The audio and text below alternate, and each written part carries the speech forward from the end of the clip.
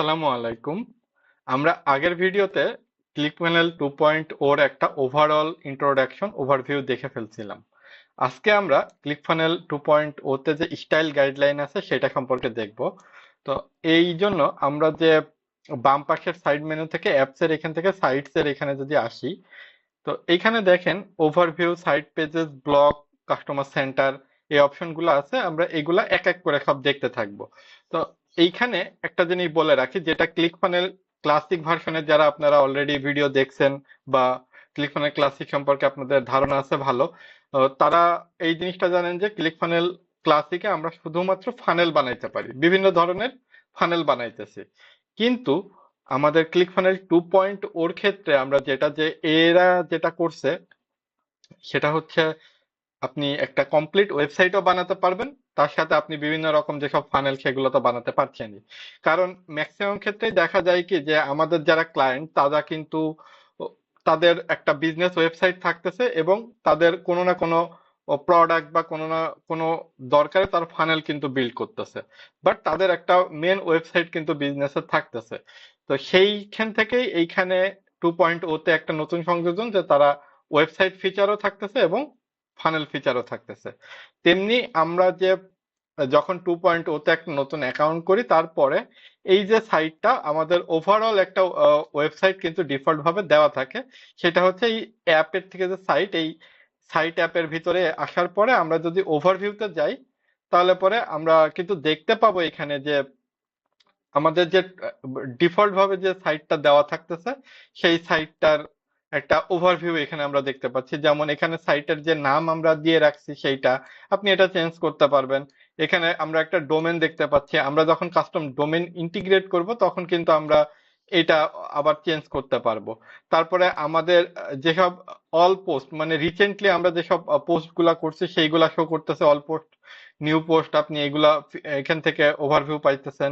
তারপর সাইটের ভিতরে আমাদের যেসব পেজেস গুলো আছে সেই সব পেজেস গুলার একটা ওভারভিউ আপনি এখানে পাচ্ছেন।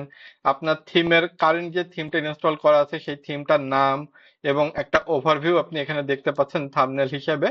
এবং আপনি চাইলে এখান থেকে কিন্তু চেঞ্জ করতে পারবেন থিম। সেই সাথে সাথে আরো কিছু কুইক লিঙ্কস আছে আপনার ব্লগ পোস্ট অ্যাড করার, সেটা আপনি এখান থেকেও করতে পারছেন, এখানেও পাচ্ছেন। সাইট পেজ আপনি এখানেও অ্যাড করতে পারছেন, এখানেও পাচ্ছেন। Customer center, custom domain add করা, এই ফিচারগুলো আপনি এখান থেকেও কুইক কুইক অ্যাক্সেস করতে পারছেন।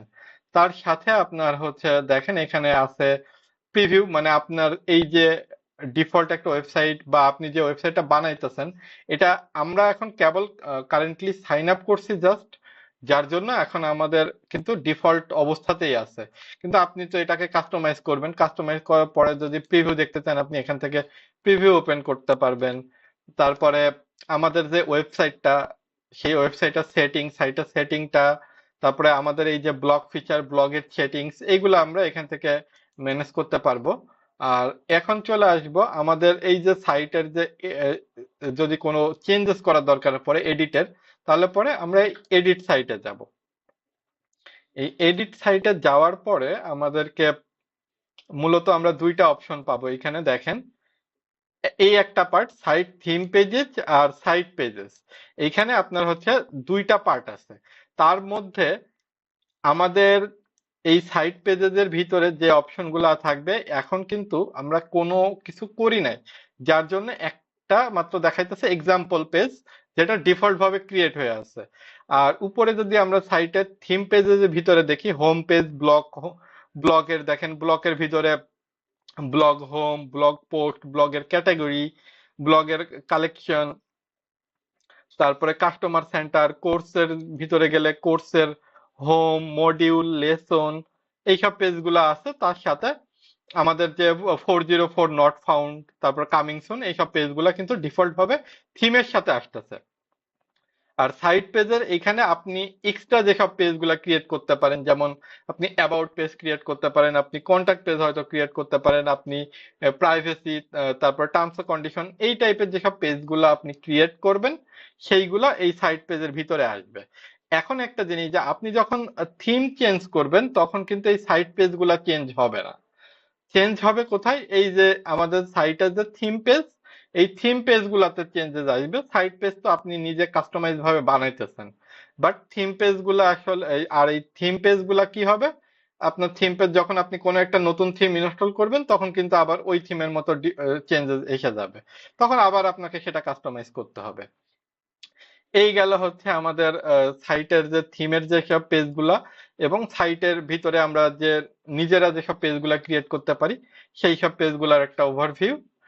আর হচ্ছে তারপরে আমরা যদি এখানে নিচে আসি তাহলে দেখেন এখানে প্রিভিউ স্টাইল, আপনি এখান থেকে হচ্ছে নান ফানেল হাব স্টাইল গাইড, এখান থেকে আপনি একটা প্রিভিউ এর স্টাইল আপনি চুজ করে দিতে পারবেন, এটা আসলে কোনো ফ্যাক্টর করে না, এটা আপনি এভাবেই রেখে দেন, কোনো সমস্যা নেই। আর মূল যেটা আমাদের এখানে যদি এই বাম লেফট সাইড বারের যদি আপনি একদম নিচে আসেন দেখেন স্টাইল গাইড, এই স্টাইল গাইডটা হচ্ছে ক্লিকফানেল 2.0 ওর একটা চমৎকার সংযোজন। এটা মূলত হচ্ছে কি যে আপনি ধরেন কোনো একটা ক্লায়েন্টের কাজ করতেছেন, ক্লায়েন্টের ওয়েবসাইট ফানেল এবং ফানেল একটা ওয়েবসাইট থাকতেছে, বিভিন্ন ফানেল থাকতেছে, কিন্তু তার বিজনেসের তো একটা ব্র্যান্ডিং গাইডলাইন আছে তাই না, তার যে ব্র্যান্ডিং এর ভিতরে তার ব্র্যান্ডের হচ্ছে ব্র্যান্ডিং কালার আছে, ব্র্যান্ডিং, তারপরে হচ্ছে ব্র্যান্ডিং ফন্ট আছে, ফন্টের কোন ফন্ট সে ব্যবহার করতেছে, ফন্টের কালার আছে, তারপরে ফন্টে সে সাইজ কেমন ব্যবহার করবে, এইসব জিনিসগুলোর ভিতরে একটা কনসিস্টেন্সি রাখার জন্য, যেমন আপনি সাপোজ একটা ওয়েবসাইট বানালেন, ওয়েবসাইটে একরকম ফন্ট ইউজ করলেন, ফানেলে একরকম ফন্ট ইউজ করলেন, তারপরে এই যে মানে এক একটা জায়গায় এক এক রকম ফন্ট ব্যবহার করতেছেন, এতে কিন্তু একটা বিজনেসের ব্র্যান্ডিং এর একটু ব্যাহত হইতেছে। সেই জিনিসটা যাতে সব জায়গায় একই রকম থাকে সেই জন্য তারা একটা কাজ করছে যে একদম কমন একটা স্টাইল গাইড তৈরি করে দিছে, funnel hub style guide main. এখন আপনি এইখান থেকে চাইলে আপনার যদি কোনো ক্লায়েন্টের কাজ করেন, সে দেখা যাচ্ছে যে তার যে মেন ব্র্যান্ডিং সেটাকে কিন্তু আপনি এখান থেকে একবার সেট করে দিবেন, এইটা আপনি হচ্ছে আপনার ফানেল থেকে শুরু করে ওয়েবসাইট সব জায়গাতে কিন্তু কমনলি ব্যবহার হতে থাকবে।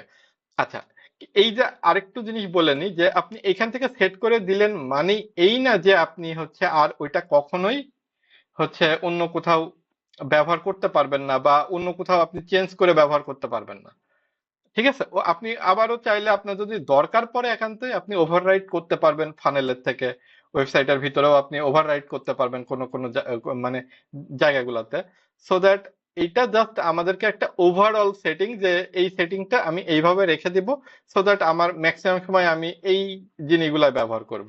যেমন এইটাই আসলে কিন্তু আমাদের হয়েও থাকে যে কোনো একটা কোম্পানির ওয়েবসাইটে দেখা যাচ্ছে যে তারা হেডলাইনের জন্য একটা পার্টিকুলার ফন্ট ব্যবহার করতেছে, সো দ্যাট যদি তারা ওই পার্টিকুলার ফন্টটি বারবার ব্যবহার করে থাকে তাহলে পরে তো আর আলাদাভাবে আমার দরকার নাই যে আহ, কি বলে এটাকে, যে আলাদাভাবে বারবার ফন্টকে ডিক্লেয়ার করার দরকার নেই, আমি একবার ডিক্লেয়ার করে দিলাম এবং সেটা হচ্ছে বারবার ওই একইভাবে আমার চলতে থাকবে যতক্ষণ না আমি ওভাররাইট করব।